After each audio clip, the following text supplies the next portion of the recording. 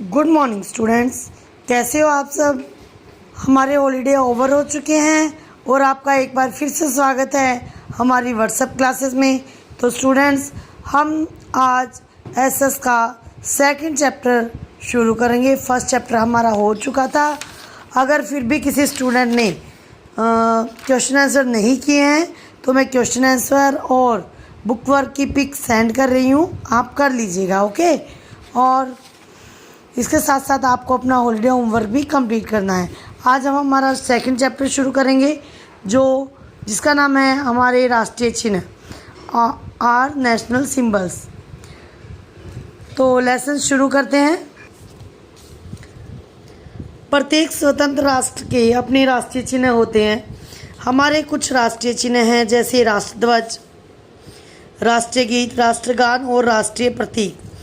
वे राष्ट्र की एकता को चिन्हित करते हैं। हमें सदैव अपने राष्ट्रीय चिन्हों का आदर करना चाहिए। हमारे राष्ट्रध्वज को तिरंगे के नाम से जाना जाता है। इसमें क्षैतिज समान आकार की 3 समतल पट्टियां हैं। ऊपर केसरी रंग की पट्टी त्याग का प्रतीक है, बीच सफ़ेद, बीच में शांति का प्रतीक और नीचे हरे रंग की पट्टी सुख समृद्धि का प्रतीक है। ये देखिए बेटा, ये है हमारा राष्ट्रीय ध्वज जिसे हम तिरंगा कहते हैं।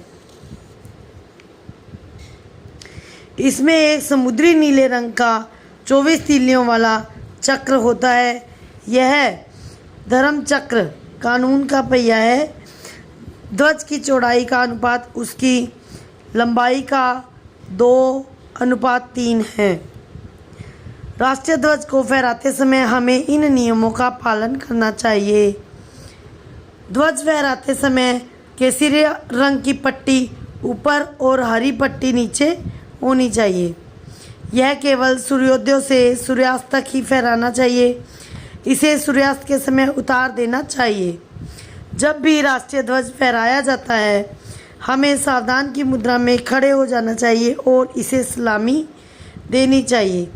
यदि राष्ट्र ध्वज को जुलूस में ले जाया जाता है तब इसे आगे रखना चाहिए। फटा हुआ ध्वज कभी नहीं फहराना चाहिए। हमें ध्वज को सावधानी से संभाल कर रखना चाहिए। राष्ट्रीय गान, जन गण मन हमारा राष्ट्रीय गान है। यह रविंद्रनाथ टैगोर द्वारा लिखा गया था। वह एक महान कवि और लेखक थे। यह राष्ट्रीय पर्वों और दूसरे महत्वपूर्ण अवसरों पर गाया जाता है। यह पूरा गाना 5 पद्यांशों में है। जब यह गाया जाता है तब हमें सावधान की मुद्रा में खड़े हो जाना चाहिए। हमें चलना और बोलना नहीं चाहिए। ये हमारा राष्ट्रीय गान है बेटा, जो कि हम रोज़ प्रेयर के समय भी करते हैं, जनगण मन। उसके बाद है हमारा राष्ट्रीय गीत। हमारा राष्ट्रीय गीत बंकिम चंद्र चटर्जी के द्वारा लिखा गया था। यह है वंदे मातरम। वंदे मातरम सुजलाम सुफलाम मलयज शीतलाम शस्य श्यामलम लाम मातरम वंदे मातरम शुभ्र ज्योत्स्ना पुलकित यामिनीम फुलकुसुमित द्रुमदल शोभिनीम सुहासिनीम सुमधुरम भासिनीम सुखदाम वरदाम मातरम वंदे मातरम। ये हमारा राष्ट्रीय गीत है। ध्यान रखना बेटा, हमारा राष्ट्रीय गान जो है वो जनगण मन है और हमारा राष्ट्रीय गीत है वो वंदे मातरम है। उसके बाद है राष्ट्रीय चिन्ह। हम पोस्टकार्ड, लिफाफे, सिक्कों और नोटों पर आदि पर राष्ट्रीय चिन्ह देख सकते हैं। अशोक चक्र हमारा राष्ट्रीय चिन्ह है। यह अशोक के सारनाथ के लौह स्तंभ से लिया गया है। वास्तव में चारों सिंह एक दूसरे के पीछे स्थित हैं, लेकिन चिन्ह में हम केवल 3 सिंह ही देख पाते हैं। सिंहों के नीचे एक चक्र है जिसमें 24 तीलियां होती है। चक्र में बाईं ओर एक घोड़ा और दाईं ओर एक बैल स्थित है। राष्ट्रीय चिन्ह में नीचे लिखा गया शब्द सत्यमेव जयते देवनागरी लिपि में से लिया गया है। इन शब्दों का अर्थ है कि सत्य की सदा विजय होती है। तो बेटा ये हमारे कुछ राष्ट्रीय चिन्ह हैं और राष्ट्रीय प्रतीक।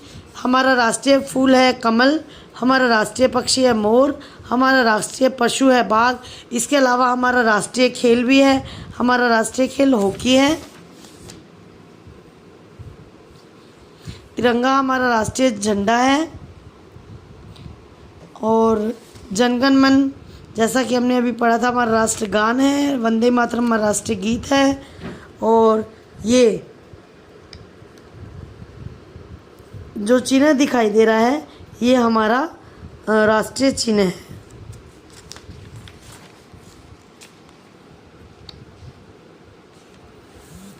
तो स्टूडेंट्स ये था हमारा आज का लेसन। तो इसे हम यहीं ओवर करते हैं और इसका बुक वर्क की मैं आपको पिक सेंड करूँगी जो आपको करना है, लर्न करना है। ओके।